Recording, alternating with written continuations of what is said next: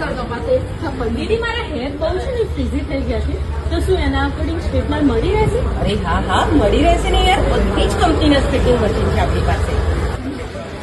દીદી મારે hair dryer જોઈએ છે, હેર ડ્રાયર મળી રહેશે? હા હેર ડ્રાયર છે ને આપણી પાસે, ઘણા બધા છે.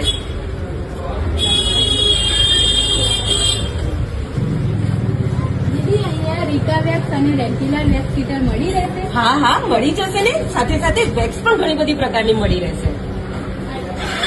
ચલો તમને ફ્રીઝી હેર માટે સ્ટ્રેટિંગ મશીન જોઈતું હતું ને? આઇકોનિક નું જોઈતું હતું. અચ્છા આઇકોનિક નું જોઈએ છે. આઇકોનિક નું પણ છે, એ સિવાય પણ આપણી પાસે ઘણી બધી કંપની છે. દરેકે દરેક કંપનીમાં તમને વોરંટી પ્લસ ડિસ્કાઉન્ટ બંને રીતે તમને મળી રહેશે.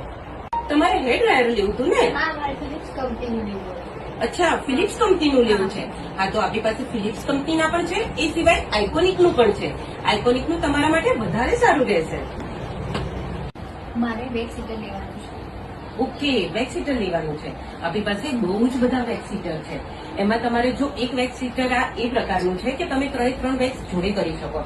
ક્રીમ વેક્સ પણ થશે, સાદું વેક્સ પણ થશે અને રીકા વેક્સ પણ થશે.